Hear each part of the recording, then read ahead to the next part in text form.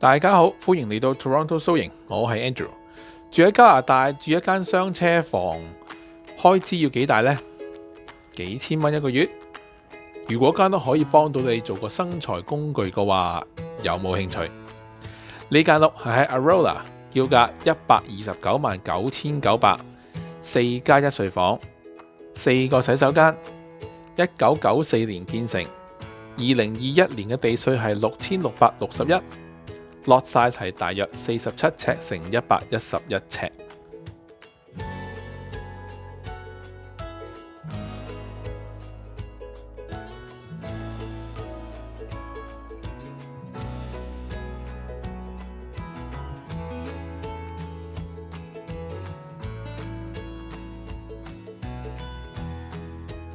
呢間屋嘅主層係用咗磚、實木同埋 laminate。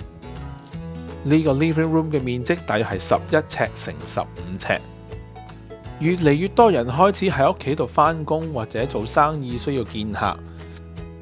呢個位置喺正你正門隔離，客人唔需要入到去你間屋入面，咁就唔怕俾人睇到晒你屋企入邊啲嘢啦。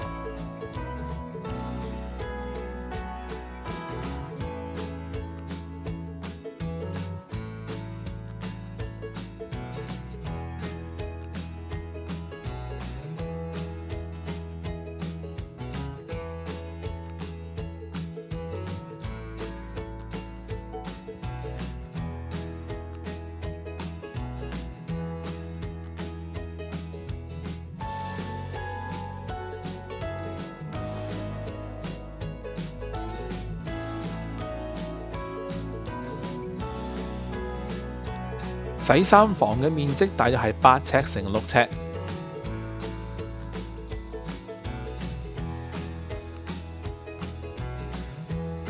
咁如果有2個人需要見客人，咁點啊？難佢唔到嘅。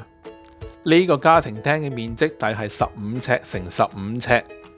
如果有需要，呢個家庭廳亦都係喺正門隔離，客人亦都唔需要入到去間屋入邊。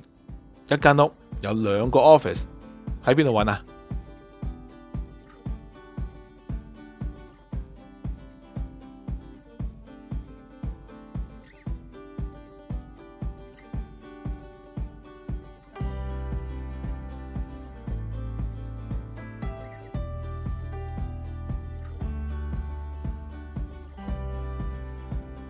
？Dining room 嘅面積大約係12尺乘21尺。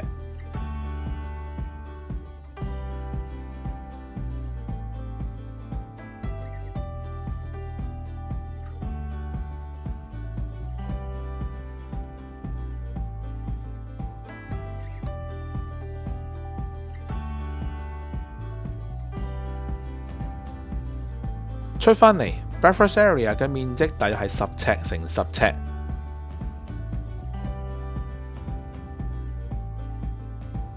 廚房嘅面積大約係9尺乘10尺。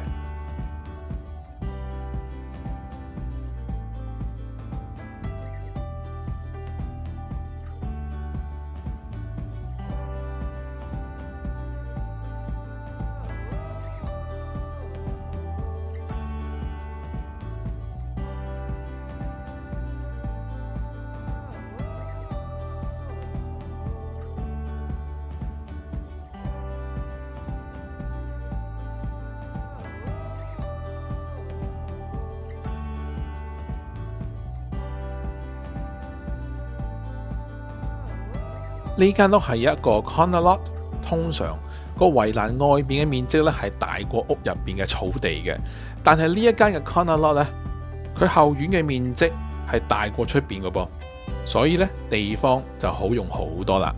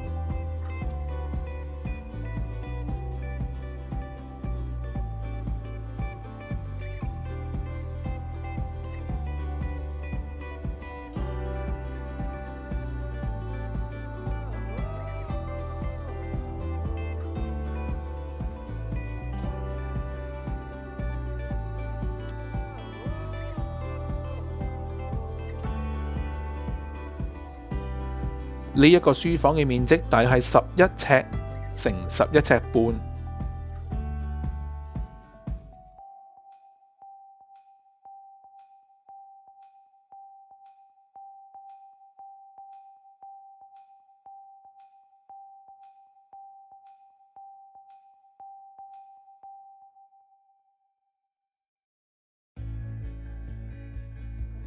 上到2樓睇下個主人房先，佢嘅面積大約係20尺乘18尺。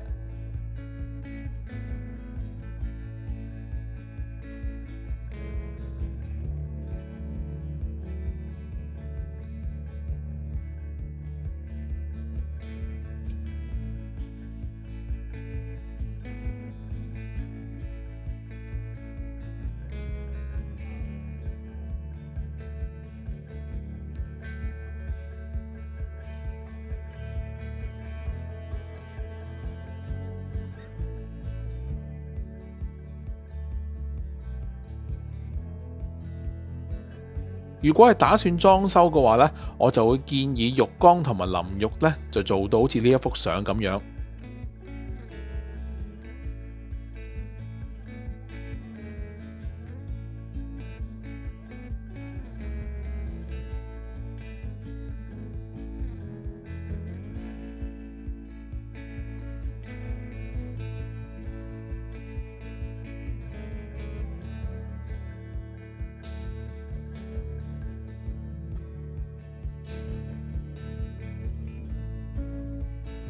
第二間房嘅面積大約係10尺半乘13尺。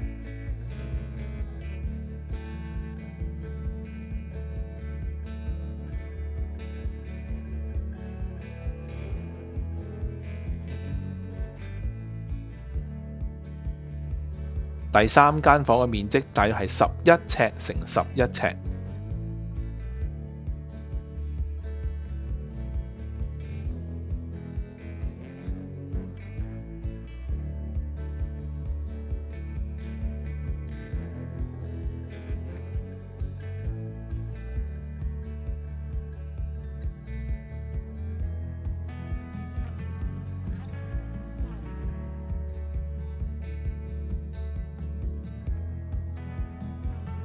第四間房嘅面積大約係11尺乘10尺。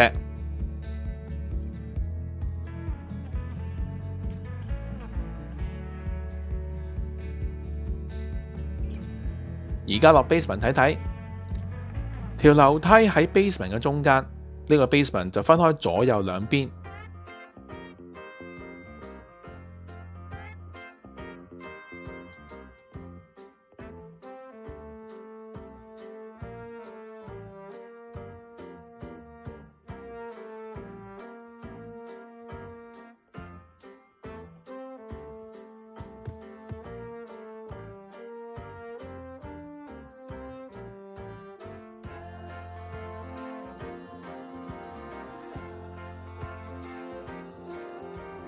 呢道門就係出去車房嘅。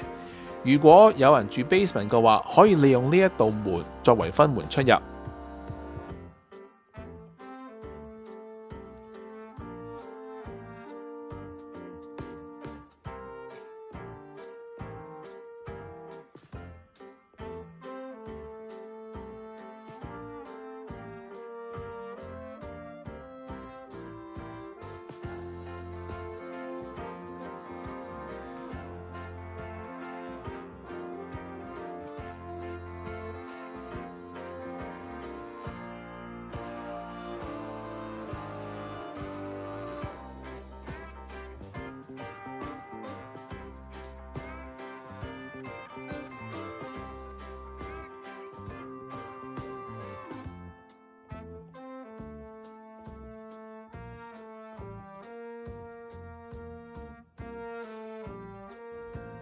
輪到睇下附近環境啦。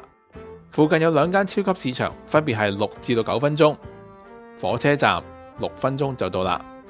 行街買嘢，你喺地圖上見到有5個黃色點，就係分別6至9分鐘。行路2分鐘就到一個公園。如果係中意打 golf 嘅朋友，揸車3分鐘就到啦。另外仲有一個比較大嘅一個公園，需要揸車4分鐘。學校方面，小學係 Wellington Public School， 中學係 Arola High School。根據 Fraser Institute 啦，小學排名688，中學排名35。我調查所得，由4月到而家，雙車房獨立屋3房至4房喺呢一區平均售價係1359000。如果你想要更加多嘅資料，可以 send 你 email 俾我，我可以 forward 更多資料俾你。有一次同客人睇樓嘅時候，發現咗一條好有創意嘅樓梯。首先，通常樓梯每一級都唔會突出去呢一條邊嘅，但係呢一條樓梯級級都突晒出嚟。我估應該係師傅冇去飛咗條樓梯邊，就直接將新嘅樓梯級放上面，所以個角咧就突晒出嚟啦。另外，我又見到轉彎呢個位 landing 咧，如果面積細嘅話，通常師傅咧都會做咗一個紙樣，然之後拎去地板鋪加一塊實木地板，之後冚上去嘅。但係呢位師傅嘅創作力真係嚇你一跳，應該就係用咗2塊木板，冇做紙樣，就咁夾埋冚上去，中間夾口就咁批翻灰上去，然之後就掩飾，所以你見到中間呢個位置咧比較深色一啲嘅。咁如果面積大點算啊？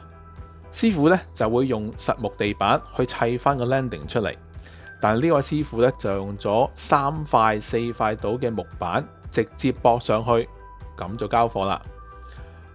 我好相信一樣嘢，1分錢1分貨。當大家去裝修嘅時候，不妨嘗試去比較一下價錢。如果有個師傅所提供嘅價錢係特別平嘅話，你不妨問一問師傅佢會諗住點樣做，或者有冇想去睇清楚師傅嘅做法。當雙方同意之後，先至安排開工，咁樣就唔需要有不必要嘅誤會啦。希望呢一啲小貼士可以幫到大家，下次再見，拜拜。我今日嘅介紹就到呢一度，中意我 channel 嘅話可以 subscribe 個 channel， 再撳埋隔離個鐘仔就可以收到我最新嘅消息啦。我每個月都會轉發由多倫多地產局公佈嘅 Market Watch Report， 有興趣嘅話可以俾你 email 我可以 forward 俾你。如果你而家係考慮緊買賣房屋，想揾人俾個意見，可以聯絡我，我會盡快覆你。下次再見，拜拜。